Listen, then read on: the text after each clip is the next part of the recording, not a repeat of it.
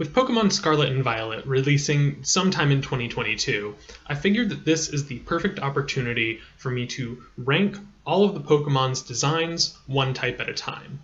Now, I don't know exactly when Pokemon Scarlet and Violet are going to be released, so hopefully it's at least 18 weeks from now, but if there's a little bit of overlap in the release of these videos and the release of the new Pokemon games, that's perfectly fine. I'm just human, and Nintendo hasn't announced anything officially yet.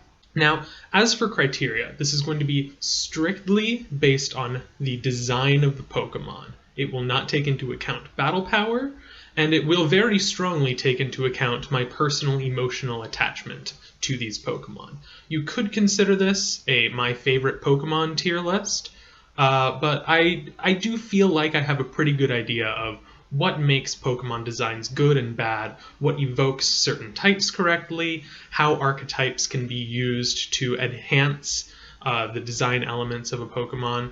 So come with me on this journey as we go through every single Pokemon type one at a time.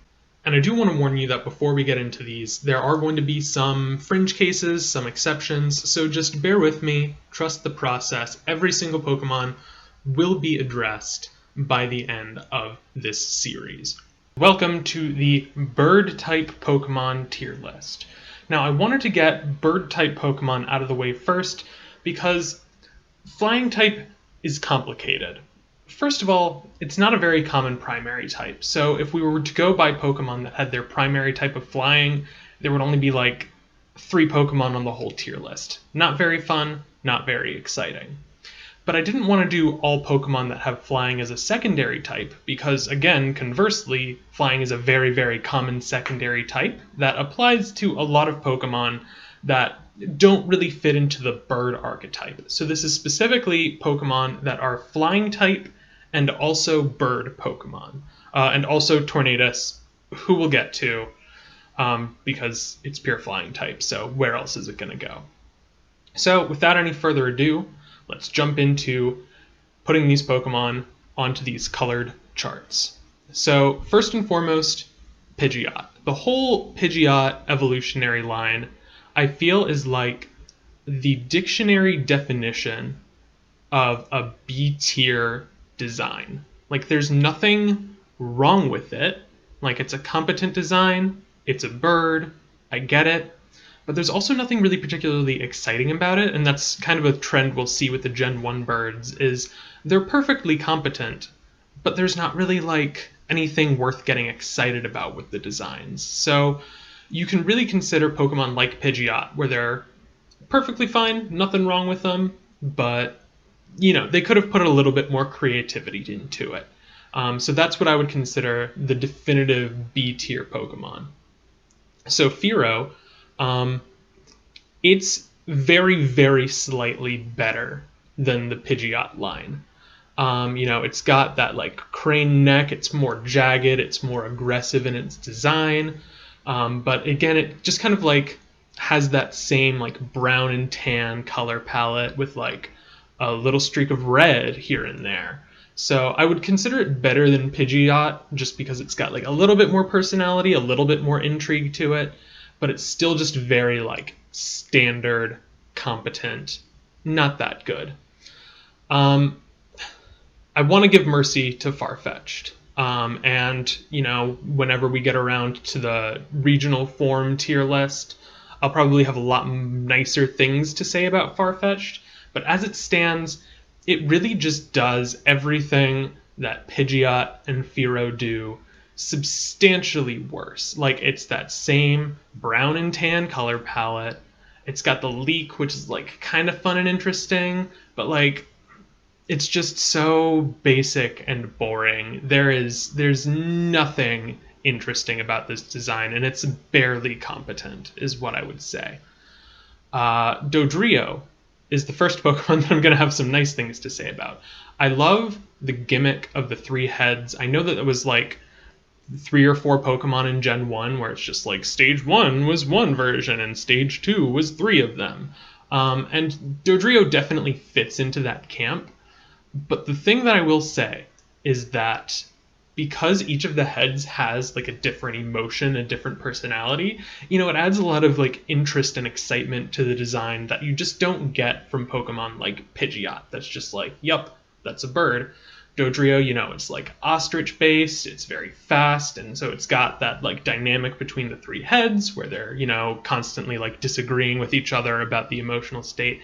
It's fun, it's funny, definitely the cream of the crop among the Gen 1 basic, like normal flying birds. Articuno. Articuno, I think, is a very aesthetically pretty design, but it's not a terribly like interesting or evocative design. Like I look at it and it's just like it's blue. I could see, maybe this is like a water type bird or maybe like a psychic type, maybe. I don't know if it screams ice type to me, and that's the biggest reason why I wouldn't consider it an A. Like I said, very aesthetically pretty design, just not interesting enough, I think, to warrant an S tier. Like prettier than competent, but not pretty enough on its own merits to get it much higher. Zapdos, I would say, is going to be our first S tier design. I love the jaggedness of it, the personality of it. Like I look at it and I'm like, yes, that is exactly what an electric type bird would look like if Pokemon existed in real life. It's got the lightning bolt type pattern, the sharpness, the jaggedness, the aggression to it. This is the sort of design that's really, really exciting and interesting and evokes exactly what the archetype is supposed to be. And based on that, you might think that Moltres might also be going into S tier. But the thing is that as like Western style Phoenixes go, Moltres is like the most standard literal interpretation of it. Like it's a cool design concept. Like Phoenixes are a very popular motif for good reason, but as an execution of that archetype, it's hard to really say that they did anything interesting with it other than just like, yeah, its wings are fire instead of feathers. Like, take it or leave it, really. So Noctowl is... I'd like Noctowl. Owls are cool in real life, and Hoot Hoot is like round and Borb, but it's just that tan and brown color palette, and it doesn't even have like that shock of red or yellow to like give it a little bit of visual spice. It's just so by the numbers and boring. Like it just looks like a real life owl, and that's not fun. That's not interesting. Zatu, after going through all of the basic birds so far, it's just exciting to see color and like interesting shapes. It's got the weird beak, it's got the round head, and Natu is like spherical and it's got the little nubby wings.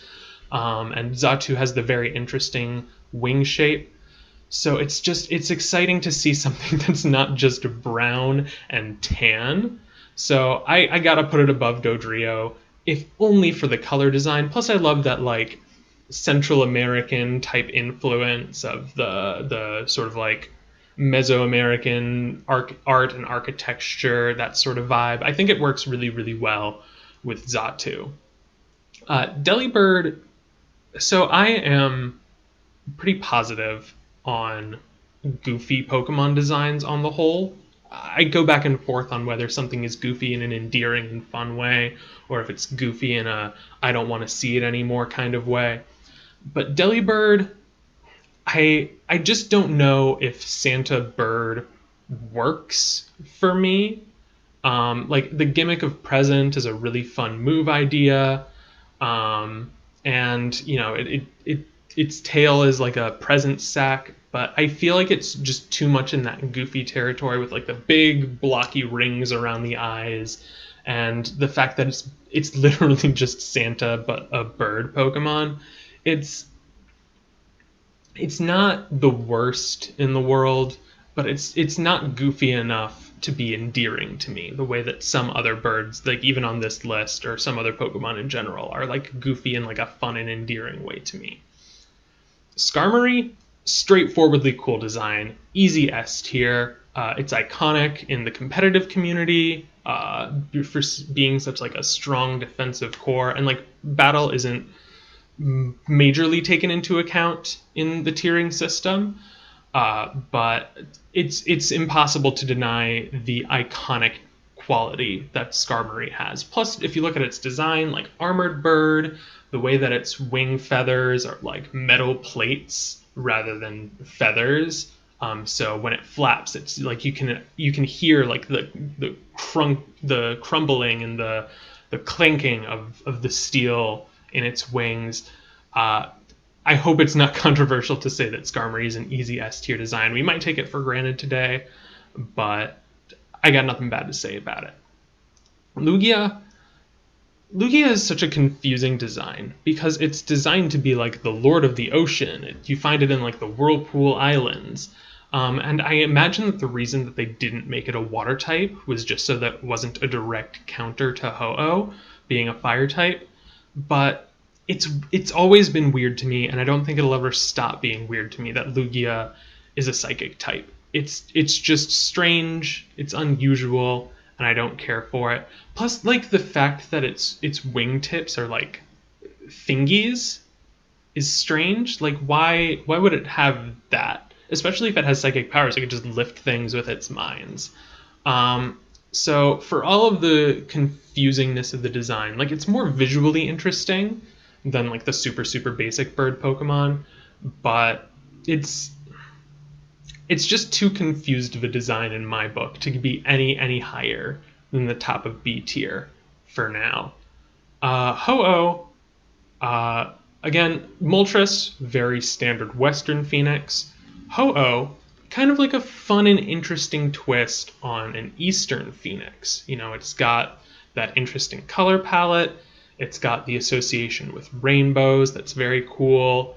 And it actually exhibits the characteristics of that, like, Phoenix that, like, dies and then rises from the ashes. You know, you get the Sacred Ash with the item. It's got Sacred Fire as its signature move. I think there's just a lot more that's like fun and interesting about Ho-Oh compared to Lugia and compared to Moltres. Not quite an S tier for me. I just think it's substantially better than a lot of its contemporaries. Swellow is very standard in its design, but I would put it above the likes of Fearow and Pidgeot just for the interesting color palette. You know, a little bit of blue in there, a little bit of red in there, splash of white. It does evoke significantly more speed than a lot of the other bird Pokemon. It's very streamlined. It's very sharpened to a point at its beak. It's better than, you know, your average tan and brown bird Pokemon. But again, I look at it and I think bird doesn't excite me. Pelipper, I think, perfect pelican Pokemon design. Like, it looks like a burly, bulky boy. I've got a strong affinity for this one, especially since it got Drizzle in Gen 7. It's just really solid. I love its design. I think Wingull is very cute in its own right. But, you know, you've got that huge trough of a beak like a pelican would. I think we would be hard-pressed to get a better pelican-type Pokemon design. And I really can't say anything bad about Pelipper. I wish that the colors were maybe a little bit more vivid. That might push it higher to the top of A tier or to the lower of S tier. But in terms of just, you know, you look at it and you're like, I understand this guy exactly. It's like a bulky water and flying type, and, you know, it just works for me. Staraptor, I don't really have a strong attachment to the Starly line that I know a lot of really big Gen 4 fans have, but I just never really had the opportunity to get into Gen 4. Like, I understand, like, it's iconic, it's the first, like, basic bird Pokemon that was, like, really viable in terms of being able to use it for the whole game because of some moves it gets access to, but we're not considering battle power that much. And again, it's got that tan and brown color palette with a touch of red. It's just Fearow with better stats, pretty much. I think now, in the year of our Lord 2022, we can be honest about the fact that the only reason people are, like, really attached to this thing is because it has good stats. The Flock of Seagulls haircut is funny, but it's not enough to be endearing to me, just because I don't have that like experience of growing up with it and really like loving using it in battle. Haunch Crow, I didn't get into Gen 4, but I love Haunch Crow's design. I love the sort of like mafioso angle of like Murkrow being like, kind of witchy more than like mobster. So it's kind of a weird archetype shift, but I think it works so well. I look at it and I'm like, yeah, I love Bird Al Capone with the tufted suit and the big mafia hat. It might veer a little bit into goofy for some people, but I think it's absolutely goofy in the right direction if it is. Plus, it's got that strong color palette, black and red, very aesthetically appealing. It's got so much personality to the design, and it just works. It just works for me. Chatot, again, like, I like the gimmick of it. It's music based. It's got that signature move with chatter that had like special effects when you yelled into the DS microphone. So it's like it's fun and it's gimmicky, but just the fact that its head is an eighth note is just it's too far for me. It's just a hair too much for me to really be able to take it seriously. I get what they were going for, but it doesn't work. I'd put it above Delibird probably just because of the more interesting color palette, but it just the head shape is just too silly for me to believe that that's like that. It just doesn't work for me. Unpheasant, I wish that it didn't have the gender difference, because male Unpheasant is really visually exciting with those long pinkish reddish crest feathers, and it's got the green in there, and it's got the mask effect going on. But if you look at the female version, it's gray and brown and boring, and I wish that Unpheasant didn't have the gender difference. I wish that all of them looked like the male one. I get that that's like based on like real life biology of birds, how male birds tend to have like more interesting and exciting patterns to allure females, but Unpheasant just looks boring and dumb. Female Unpheasant just looks boring and dumb, but male Unpheasant is just like, yeah, it's got that plumage, it's got color. But because it's held back so much by the boringness of the female design, I can't put it any higher than the top of B tier. Swanna, I have no feelings about. It's so basic, and it's like not even like aesthetically pretty to the point that it would get a couple of points for that. It's like it's not that pretty. Ducklet's kind of got that like cute little like dumb brain thing going on, but Swanna just doesn't work for me. It's just too safe, too standard. It's a swan Pokemon, and that's it. Breviary, impossible to not get excited about this one. It's that fast, aggressive, very like American design, even though it wasn't designed by an American person. But you look at it and you're just like, you feel patriotic, like you can't deny the quality of Braviary's design. And Mandibuzz is a design that I also really, really love, and especially if we look at Vullaby's design is what I would consider like goofy in a cute way, the way that like Skull Egg is like a diaper on it, so it's just like a little baby, and then it grows up into this like very cool vulture. It's got the bone and its crest feathers. It's got, it shouts like sturdiness and like resilience. You look at that and you're like, this thing is going to outlive all of us. Like, it's not that cockroach quality. It's just got that like it can do what it takes to survive. I'm hard pressed between it and Haunch Crow. I think that in terms of like specifically evoking dark type, Haunch Crow does like a hair of a better job versus like I could possibly see Mandibuzz being like rock flying type, or even like dark and rock type, maybe like a fossil Pokemon. But it's a really strong design, and I can't say enough good about it. We're finally at Tornadus, and if you like the Forces of Nature trio, I guess now quartet with Enamorus in Plarkius, if you like them, I don't want any shade, but it's just that their incarnate forms are all basically palette swaps of each other that I just can't stand this set of legendary Pokemon. They just, like, the Therian forms are cool, and it sort of like diversifies the design language, but the incarnate forms all being palette swaps effectively just sours my experience of the whole line. I'm not interested in anything they have to give to me. It's no thank you. I'm good. Talonflame. You know, I have to put Talonflame in S tier. Like, the chevron patterns and how it gets more chevrons as it gets like more evolved, and the fire typing, which is like the first time that the basic bird has had anything other than normal flying. Like, it just screams aggression, it screams speed. You look at it and you're like, that thing could like dive in, kill my whole family, and fly away, and it would all happen before I even had time to mentally register it.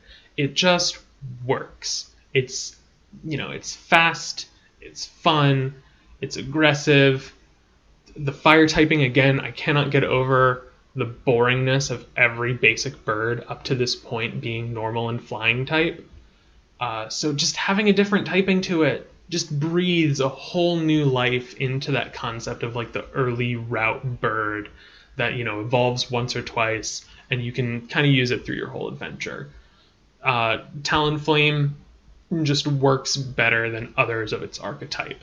So much better. And Hawlucha we're getting into that goofy territory. And depending on the day of the week and the position of the moon and the stars, I might consider Hawlucha to be like a little bit like on the gross, unfunny kind of goofy, or a little bit on the like kind of cool, kind of interesting kind of goofy. I think today I'm feeling good about it, but I can't in good conscience put it above my boy Pelipper or any of the legendary birds. It's fun. It's got that luchador aspect. It's, flying press is like a very unique and fun gimmick move. It's just the goofiness. I think